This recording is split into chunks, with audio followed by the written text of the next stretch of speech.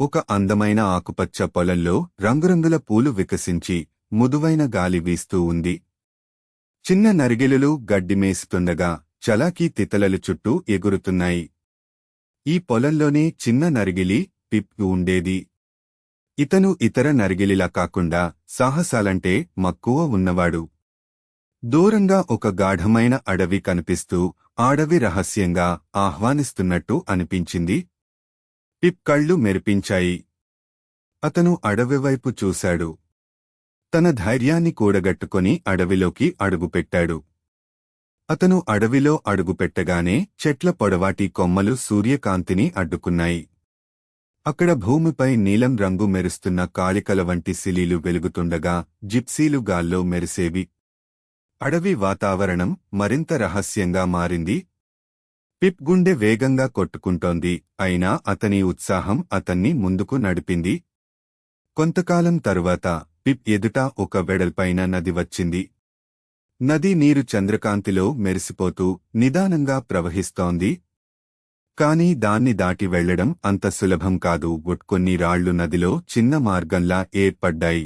అక్కడ ఒక పాత తాబేలు కూర్చుని పిప్ను శ్రద్ధగా చూస్తూ ఉంది. పిప్ లోతుగా ఊపిరి పీల్చుకొని మొదటి రాయిని జాగ్రత్తగా దాటి సమతుల్యతతో నదిని దాటి విజయవంతంగా ఆవైపు చేరాడు. తాబేలు ఆనందంగా చిరునవ్వు పెట్టింది, పిప్ ధైర్యాన్ని అభినందించినట్టు. అడవి ఆవల ఉన్న ఎత్తైన కొండను పిప్ దాటాల్సి వచ్చింది. మార్గం బిగుతుగా ఉండి తడిగా ఉంది. పైనుండి మొత్తం అడవి మరియు పొలాన్ని చూడగలిగే దృశ్యం కనపడింది. చల్లని గాలి వీచుతూ పిప్కు మరింత ఉత్సాహం ఇచ్చింది. అతను నెమ్మదిగా ఎక్కుతుండగా ఒక్కసారిగా అతని కాలుజారి పడిపోవడం ప్రారంభమైంది. అయితే అతను తన చిన్న కాళ్లతో గట్టిగా నేలను పట్టుకొని నిలబడగలిగాడు. ఇది ఒక కఠిన పరీక్ష అయినా అతను లొంగిపోలేదు.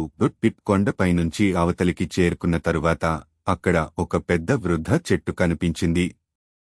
దాని వేరుల వద్ద ఓ మసక బంగారు వెలుగు వెలుగుతోంది. పిప్ ఆసక్తిగా దగ్గరికి వెళ్లి నేల తొలగించసాగాడు. కొన్ని క్షణాల్లో ముదువుగా వెలిగే ఒక మాయబంగారు గజ్జిని చూశాడు. ఇది పాత కథల్లో చెప్పిన గజ్జి అదే. పిప్ ఆనందంతో ఎగిరిపడ్డాడు. పిప్ గజ్జిని గట్టిగా పట్టుకొని గర్వంగా తన పొలానికి తిరిగి వచ్చాడు. ఇతర నరిగిలు అతని చుట్టూ పరుగెత్తుకుంటూ వచ్చి ఆ బంగారు గజ్జిని ఆశ్చర్యంగా చూశారు. అందరికీ పిప్ ధైర్యగాథ వినాలనిపించింది.